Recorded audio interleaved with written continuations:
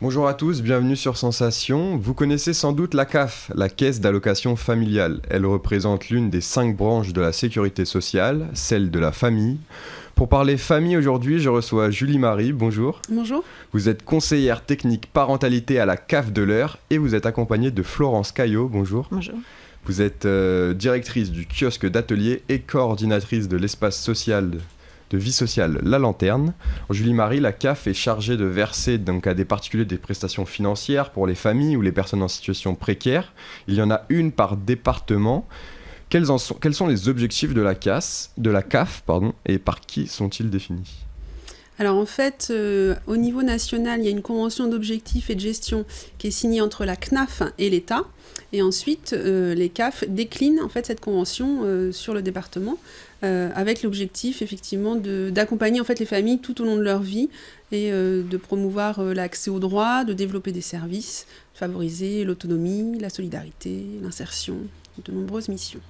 Au sein de la CAF de l'Eure, vous êtes spécialisée sur la parentalité, puisque vous êtes conseillère technique parentalité. Qu'est-ce que vous faites exactement au quotidien ?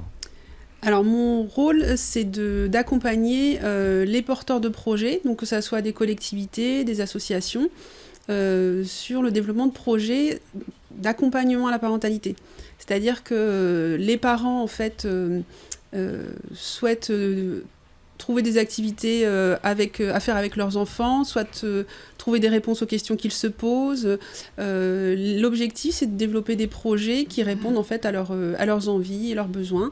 Et donc on a sur le territoire de nombreuses actions qui soient aussi liées à l'accompagnement à la scolarité, de différents services pour les parents.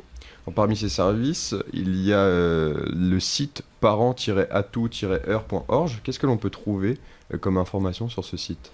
Alors c'est un site qui est dédié aux parents et qui est en fait partenarial. Il a été conçu aussi avec le département, la MSA et la DDCS pour apporter des réponses aux parents et les informer sur les activités qui se déroulent sur le département. C'est-à-dire quand on est parent, on n'est pas toujours informé. Alors maintenant il y a les réseaux sociaux qui se développent beaucoup, mais ce site avait pour but de donner de l'information qui était à la fois nationale et locale. C'est-à-dire que vous pouvez regarder et voir là où vous habitez, s'il y a des structures déjà qui sont ouvertes au quotidien ou s'il y a des actions spécifiques sur la semaine.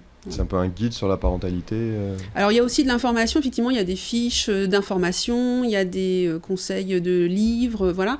Et puis il y a aussi ce qui est très intéressant pour les parents, c'est plutôt l'actualité, savoir ce qui se fait en fait à proximité de chez eux. L'objectif, c'est vraiment d'avoir de l'offre de proximité. Il y a aussi les services de médiation familiale qui fait la CAF. Il y en a plusieurs dans l'Eure. L'un d'entre eux se situe à Bernay.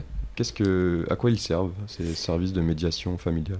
Alors, la médiation familiale, ça a pour objectif en fait de faire venir les parents qui sont en séparation pour travailler, pour qu'ils arrivent en fait à échanger dans l'intérêt de leur enfant pour passer en fait du statut de couple, ce qu'on appelle le couple conjugal vers le couple parental, c'est-à-dire qu'au moment du conflit, ça peut être difficile d'entretenir une relation, et là, le fait d'avoir un médiateur familial qui est neutre permet aux parents d'échanger et de trouver des solutions pour l'avenir avec leur enfant, comment ils vont faire en tant que parents, chacun dans sa nouvelle vie, pour accompagner leur enfant. Il y en a plusieurs dans l'Eure, est-ce que vous savez où ils sont situés ? Oui, alors on a 2 associations qui sont conventionnées avec la CAF, l'association Les Fontaines qui a le centre de guidance Trait d'Union et l'association l'ADAEA. En fait, ils ont Alors, ces 2 associations conventionnées qui permettent aux familles d'avoir des tarifs adaptés à leurs revenus. Et on en a donc sur Évreux, sur Bernay. Alors après, ils ont des lieux où ils ne sont pas en permanence, mais Pont-de-Mer, Gisors, Les Andelys, Ménil-sur-Iton, Verneuil-sur-Avre, Vernon, j'en ai pas oublié, sinon Louviers également. Donc voilà, l'idée c'est aussi qu'on puisse, en finançant ces services, les aider à se développer sur le département pour que les parents qui rencontrent une séparation puissent être accompagnés. Alors un autre sujet important du moment que traite la CAF, c'est la prévention de la radicalisation. Là aussi, la CAF agit ? Oui, alors on agit en finançant des projets, toujours. Donc on a un partenariat avec le département de l'Eure. Il y a eu un appel à projet départemental et on intervient. Alors la CAF finance la partie qui est destinée aux parents On avait auparavant financé les projets qui étaient aussi en direction des jeunes, et là maintenant c'est le département qui finance des interventions dans les collèges. Donc on a travaillé avec plusieurs partenaires, et donc ce qu'on va financer là cette année, c'est des temps de... on va dire des cafés par an pour échanger sur la radicalisation, mais pas frontalement, mais plutôt autour de les valeurs de la République. Aujourd'hui, c'est un vrai sujet. Le cyberendoctrinement, ce qui se passe sur les réseaux sociaux, les écrans. Et à travers ça, on va traiter aussi effectivement de la laïcité, de la radicalisation. Et on finance également des pièces de théâtre, qui doivent avoir lieu en fin d'année. Il y en a une qui a eu lieu en début d'année sur Louviers, les autres ont été reportées, donc ça sera sur Vernon et Val-de-Reuil. Donc voilà, pour parler aussi, présenter aux parents et aux jeunes en fait, permettre le débat. En fait, c'est une pièce de théâtre qui permet le débat autour de la radicalisation. Donc dans les théâtres, mais aussi dans les collèges. Oui, il y a différentes interventions. Il y a des actions qui ont lieu dans les collèges directement avec des échanges avec les collégiens. Et puis les pièces de théâtre, il y a une partie qui est destinée aux collégiens et une deuxième représentation pour les familles en soirée ou dans la journée.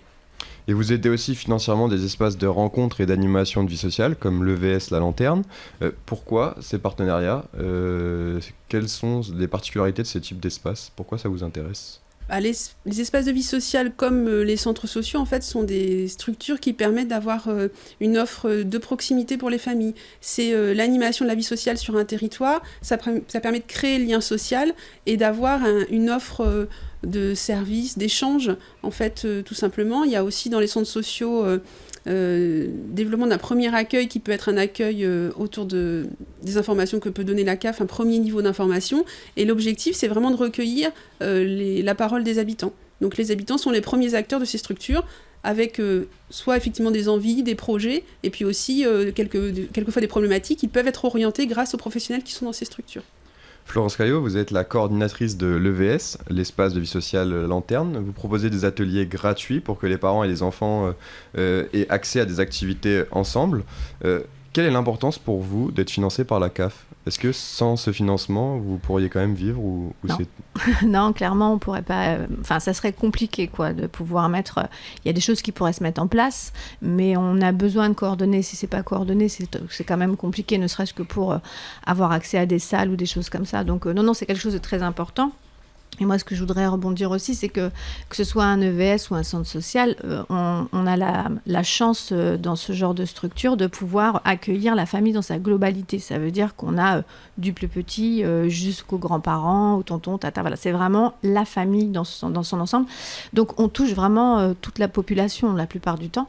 Et donc, ça, c'est intéressant de pouvoir mettre des actions. Après, on cible plus sur certaines actions, notamment avec comme le REAP ou des choses comme ça.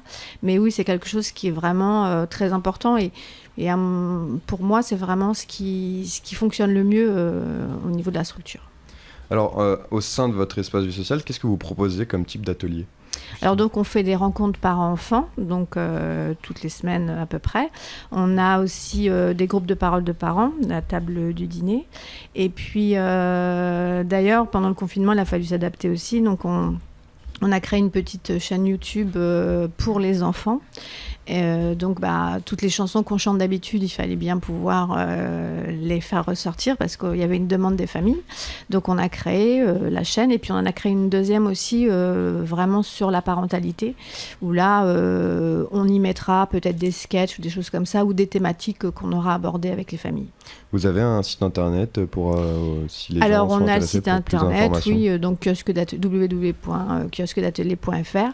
On a un Facebook, on a un Insta, on essaye d'être à la page, YouTube, etc. Les ateliers sont animés par qui ? Alors, moi, j'anime les ateliers parentalité, souvent en binôme, soit avec, quand il y a besoin d'un musicien ou pendant les vacances scolaires, si on prend des vacataires, parce que moi, toute seule, je ne peux pas non plus faire tout.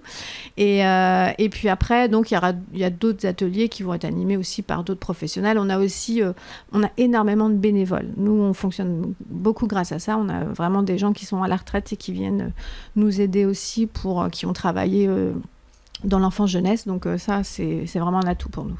Merci beaucoup Florence Caillot d'avoir été avec nous sur Sensation. Je rappelle que vous êtes la directrice du kiosque d'atelier et la coordinatrice de l'espace de vie sociale La Lanterne. Merci aussi à vous, Julie-Marie, conseillère technique parentalité à la CAF de l'Eure. Vous pouvez retrouver cette émission en podcast audio et vidéo sur notre site ou sur notre application Radio Sensation. Merci de nous avoir suivis.